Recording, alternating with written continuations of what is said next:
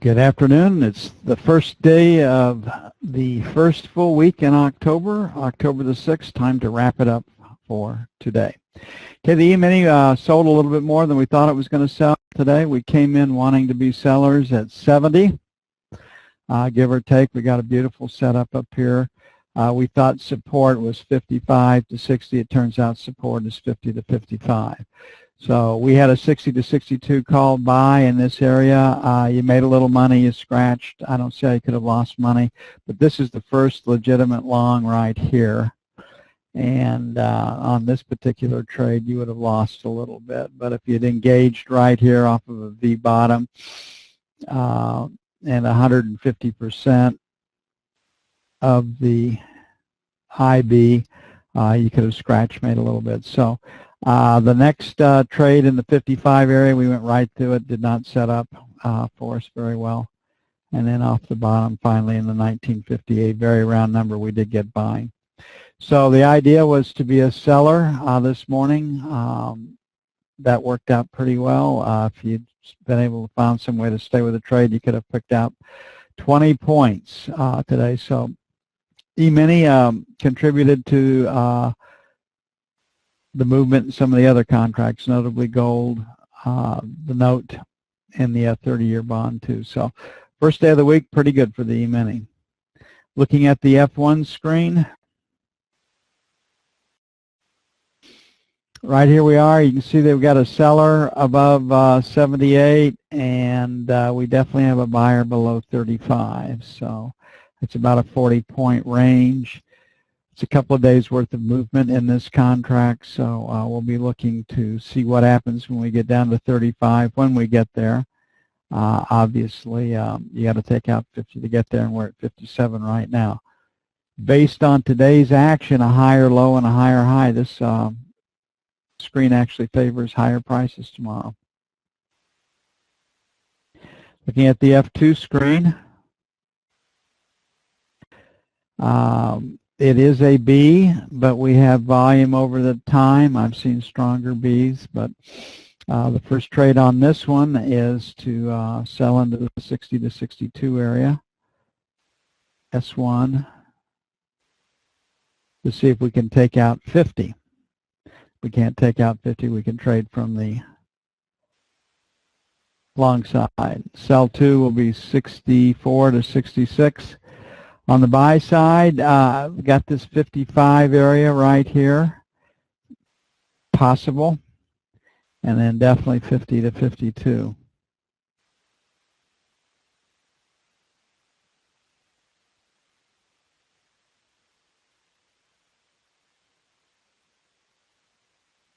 Okay, we do have some news tomorrow, JOLTS. That usually is not a market move. We really don't have any news this week that will move the markets. The biggest piece of news this week will be the FOMC minutes released on Wednesday. So we had a good day trading the E-mini today. Things worked out just as anticipated. On the sell side, on the buy side, got down to the third zone, a very, very round number. 1950. Okay, tomorrow's the 3-year auction in the note. That generally is supportive. It usually brings in buying.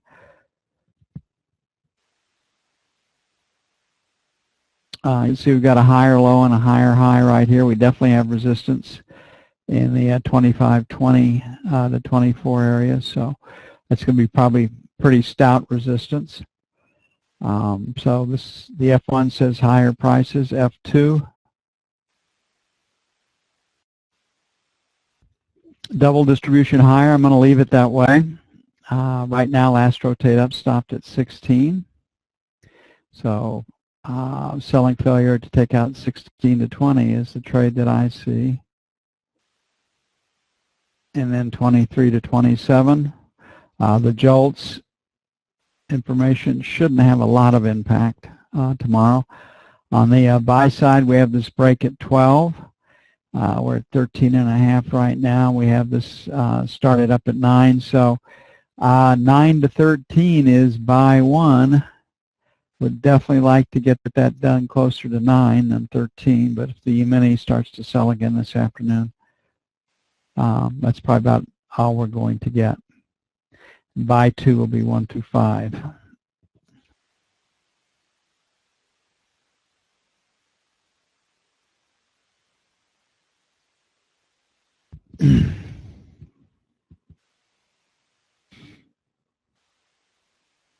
Okay, looking at the 30-year, the knob spread came in about 3/32 today, but still hovering right there around 14. You can see we have a pretty square distribution TPO-wise. Volume-wise, it's definitely a B. Last rotate up was 20, so sell failure to take out 16 to 20. And 23, 27 will be sell 2. Last rotate down stopped at 7. We're at 14, so make 5 to 9 buy 1. And 29 to 01 buy 2.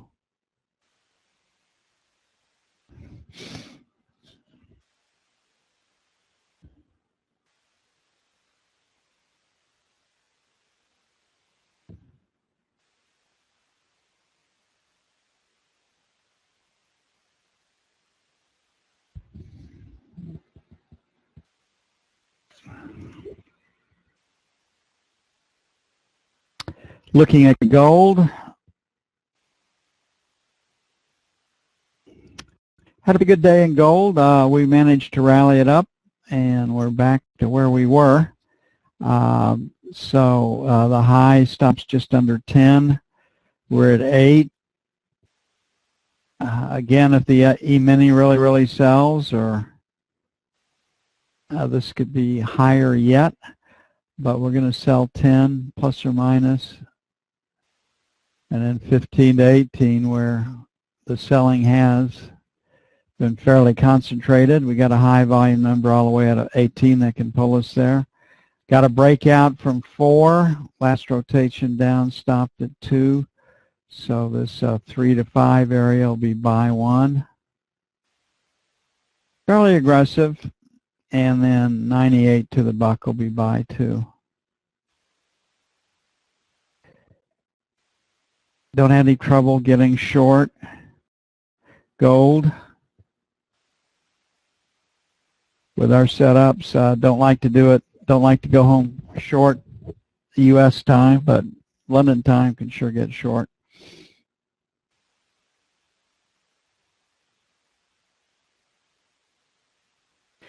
Okay, crude oil.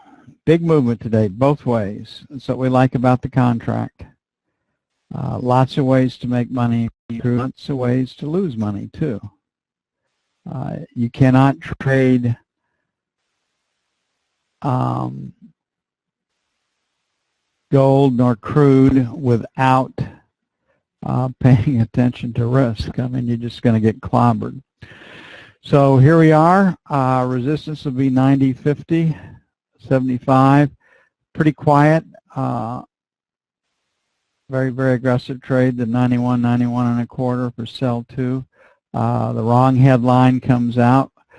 This thing could rally in a hurry, but by London, the headlines are probably behind us. This area down here, 50 to 75 was the movement. Last rotate down was 90. So we'll make 89, 75 to 90 buy 1. And then buy 2, 25 to 50. There are rumblings out of the Ukraine that the fighting is still going on, but it's not being reported like it was previously. But apparently both sides will ambush, take pot shots, lob some shells into the other one's areas. Pretty indiscriminate. There was a bombing in Chechnya where 5 Russian police or 5 Chechen policemen were killed. So that's always simmering just beneath the surface. And it really makes you wonder why Russia is cutting deals with Iran and other hostile entities. I mean, why would Russia want Iran to get a nuclear weapon? they probably have a better chance of getting that weapon used on them than against the United States. I guess they figure if they help Iran that they won't do them in, but these guys will get after anybody. Big rally in the euro today.